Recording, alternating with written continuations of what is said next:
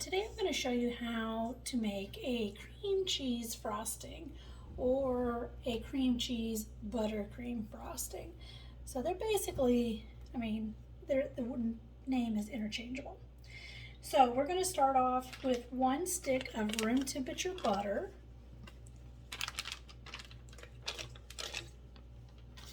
And then 1 8-ounce package of room temperature cream cheese. Now you want the cream cheese room temperature. Don't use cold cream cheese.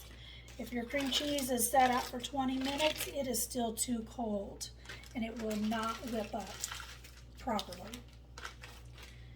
All right, so we're going to cream this.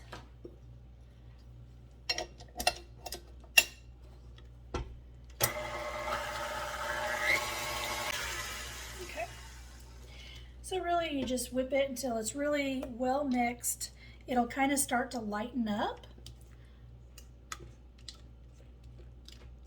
because the butter, has a yellow cast to it. So we're going to go ahead and just add a teaspoon of vanilla. Now you could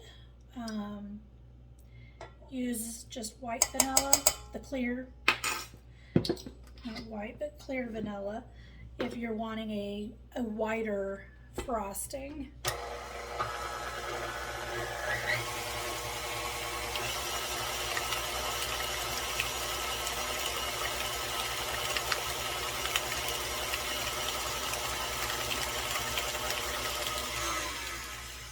Okay, now I have made this frosting for a wedding cake, where the base of the cake was red velvet and then the next 2 layers were just a vanilla almond cake. So I didn't want to use 2 different frostings. I wanted it all to be uniform. So I used the cream cheese, but I just added the clear vanilla, half that, and then half almond. So it had that kind of those wedding flavors. So. And I think everyone liked it really well. All right, so we're going to need 3 cups of powdered sugar, and I'm going to sift the powdered sugar because this powdered sugar is lumpy.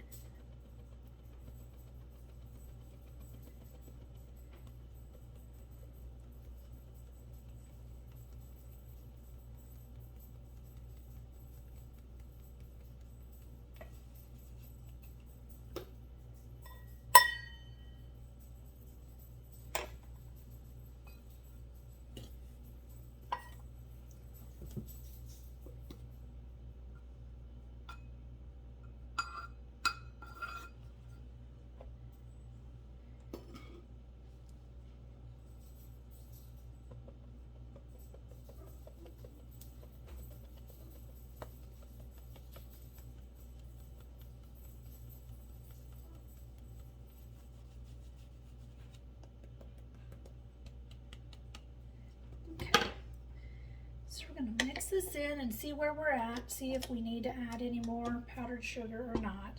We just want it to be soft. We don't really want it to be too stiff. Otherwise it won't pipe if we wanted to pipe it. All right, so we're definitely going to need more powdered sugar. So you can see where it looks like it's missing something. So it's almost runny, so you wouldn't be able to pipe that. That would almost be like if you just wanted to pour it over something as a glaze, but we do not want to do that.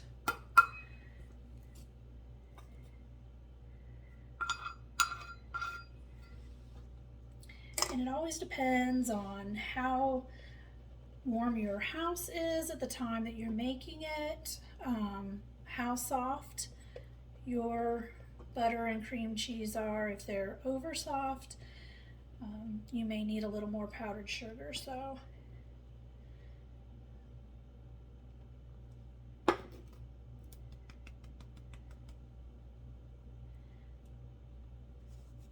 you just don't want to go too much powdered sugar one, it will be really thick, and two, it just won't taste very good. It'll just taste like powdered sugar. So I put about half in, so we're gonna see where we're at that point.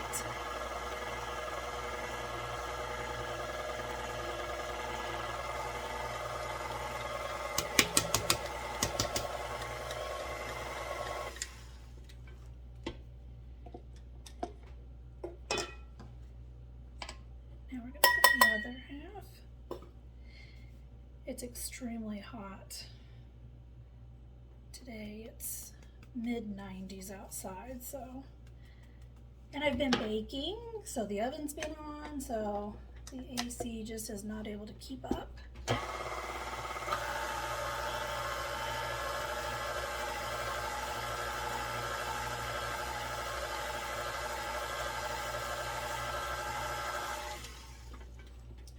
Now I'm going to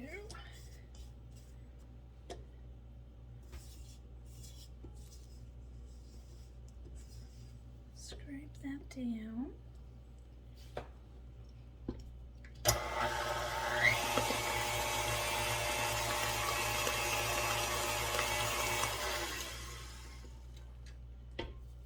So we're way closer.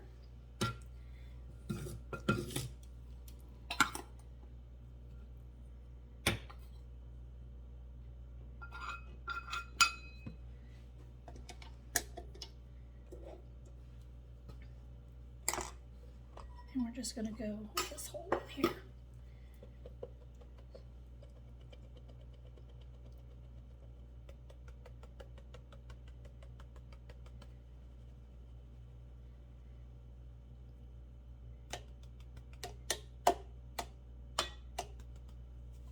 So you have to be able to gauge the smoothness, the softness of or the thickness of your frosting to what you're going to use it for.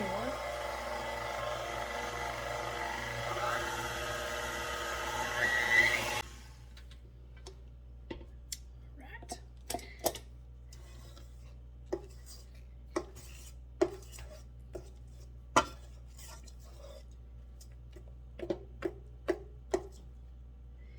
So if you were going to pour this like on cinnamon rolls, this would be perfect.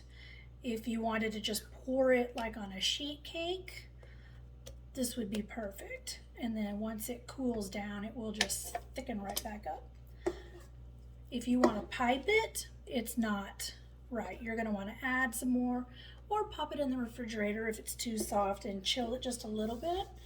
That will help. And then just blend it back up with the mixer. So you just don't want it to get crusty. If it's in the fridge too long and it gets crusty, you really can't blend that out very easily. So, but yeah, that is cream cheese frosting, or cream cheese buttercream frosting. So there you go.